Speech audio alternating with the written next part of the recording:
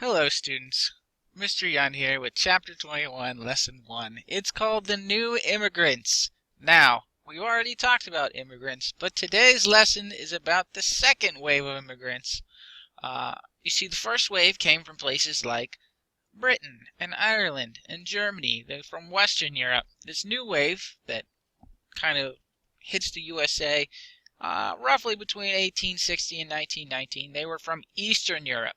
Now, much like the immigrants before them, they would face adversity in the United States because they were different.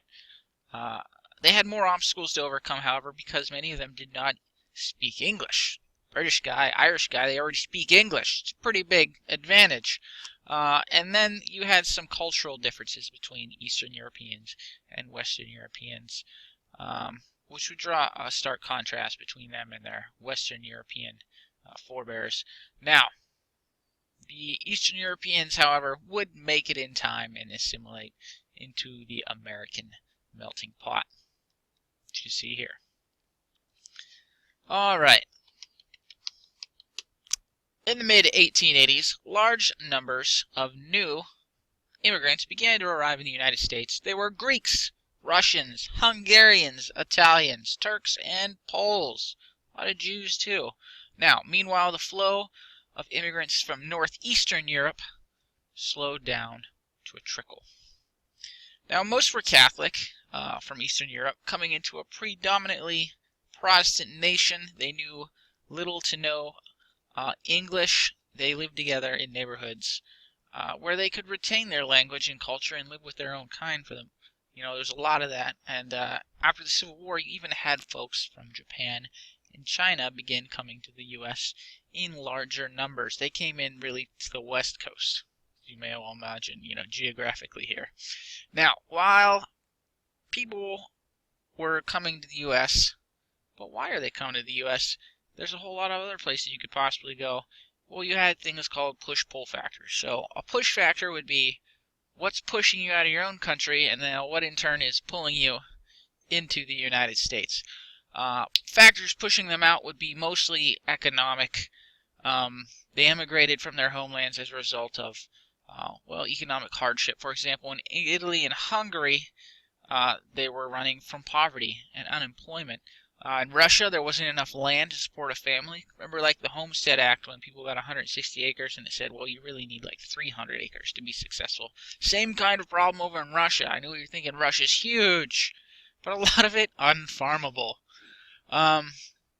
Crop failures were a problem in Sweden, and throughout Europe with industrialization you had a lot of tradesmen and craftsmen losing their jobs to machines. Some groups of people, some ethnic groups, faced discrimination and escaped places like Russia and Poland, where they were discriminating against the Jews, so a lot of Jews came at that time. So, what are the reasons for coming to the U.S.? In the simplest terms, your book breaks it down to 3 reasons, 3 simple words. Land, jobs, hope. Things the U.S. had in abundance. Some came for only a few years, kind of get on their feet, and then went back to their homeland, save up some money and go back. But most stayed, and they settled down and they spread their roots. But the trip would not be easy. For example, if you lived in the middle of Europe, you had to make an initial journey to the ocean, to a port city. That could be hundreds of miles. And then they got the cheapest tickets they could, which would go into steerage, like the sort of the bottom, what's the word I'm looking for? The bargain bin, if you will, of boat travel. It was cramped and dark down there. Now, getting to the United States, most immigrants sailed into New York Harbor. After 1886, they would be greeted by the breathtaking view of the Statue of Liberty, a gift from France, of course, which had the encouraging words on the bottom of the base of it. It says, "Give me your tired, your poor, your huddled masses yearning to breathe free, the wretched refuse, garbage, of your teeming shore. Send these, the homeless, the tempest-sty, to me. I lift my lamp beside the golden door." Good thing for them to see. People come up on the top of the boat to see that. Now, upon arrival, immigrants were screened, initially on Manhattan Island, or a little later, Ellis Island. They were asked questions about where they were from, what they did you have family here in the United States already, where were you going to stay, things like that. But they were also screened for contagious diseases, and if they had something contagious, they would often be turned back. They wouldn't be let in the country. Their names were logged in a book and oftentimes changed to make it easier to spell or just easier to say. For example, when my family came here back in the late 1800s from Germany, our names were originally Junt, J-U-N-D-T. And when they came through, the man with the book said, and they said, "What's your name?" And he said, "Junt." And he said, "Yund, Y-U-N-D," and we've been the Yund family ever since. Of note, if the Asians or Japanese were coming into the country through the West Coast, they were screened on an island as well. It was Angel Island in San Francisco Bay. You can kind of see that here. Now, the greatest challenge, and perhaps the greatest concern of any new immigrant, was finding work in America, which wasn't that hard. Oftentimes, European men would actually be recruited for a factory while they were still over in Europe. The fastest growing industries, such as the steel industry, it needed more unskilled labor. And the immigrants would work for longer pay, or longer hours with less pay. Women and children often worked in sweatshops making clothing. Like when we learned about the Triangle Shirtwaist Factory fire, we learned that most of the people working there on the top floors were immigrant women, young immigrant women. Now, some immigrants wanted to retain their culture, but most wanted to assimilate or blend into American culture, basically become a part of the culture and not something different. This sometimes caused problems in the family, as usually you're sort of the people that came over. They wanted to retain a lot of their culture. And then they'd have children, and those children would be educated in American schools and learn English, so they'd speak English out at school and learn it, and then at home they'd maybe speak their native tongue, and then the children would grow up and have children, and oftentimes by the time you got to these grandchildren, the second generation born in the United States, they just knew English. They were no longer bilingual. So, your grandpa still speaks Italian, but the kids don't know any Italian, the grandkids. So this was a fairly common trend that occurred. The younger you were, the more you wanted to assimilate, the more American you wanted to be. Also, you had the family tension because women in the United States had more freedoms than oftentimes in Eastern Europe. And that would cause problems in families about what the roles and responsibilities and rights of women should be. Because back home it was this, but here it's this. There's more of it. But as I said, assimilation did occur slowly over time. Now, do you think they assimilated pretty well? I mean, when you look at Italian family, you think Italian family, you think American family. Personally, I think back to my group of friends when I was a kid, like elementary school up through high school. We were, a pretty diverse group. We had an Italian kid, we had a Jewish kid, my brother and I were German. I don't particularly remember what the other guys were. One was a ginger, redhead, maybe Irish, I don't know. But we were all different. But we never really saw each other as different. We were just American kids.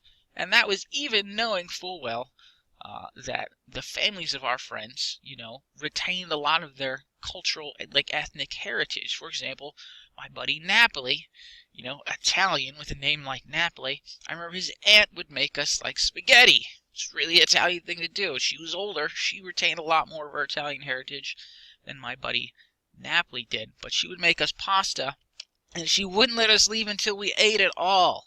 Not like our plate, all the pasta. We would be stuffed. We'd be like, I don't want any more.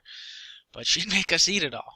Like my family were German, so Grandma would make sauerbraten and potato pancakes.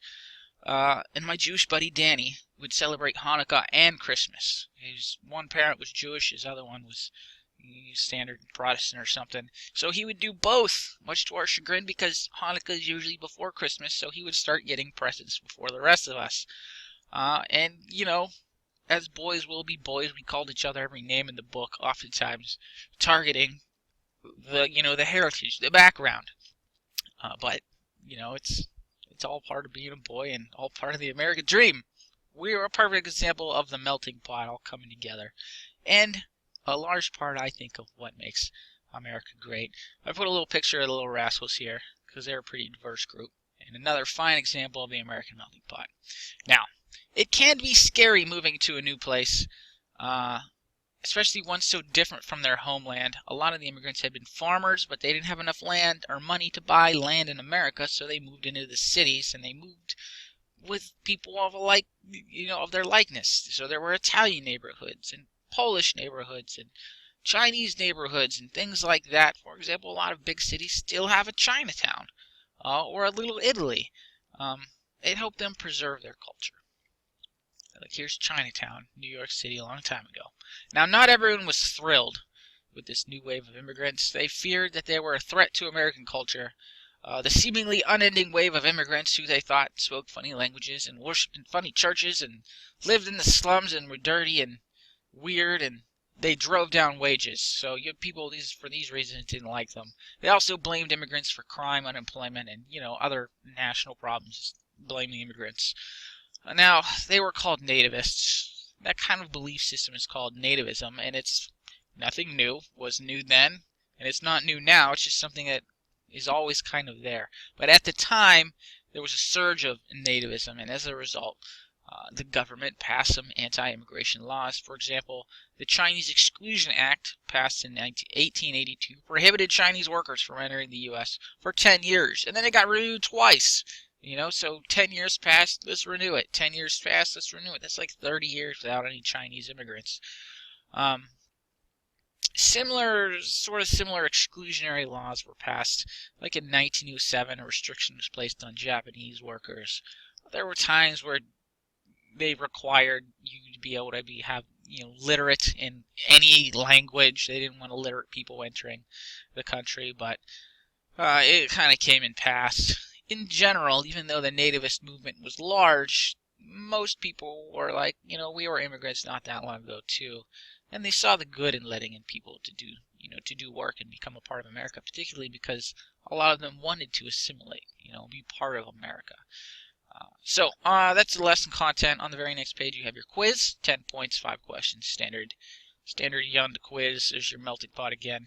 If you have any questions, please let me know. Otherwise, tomorrow we'll move on to a chapter on basically city life.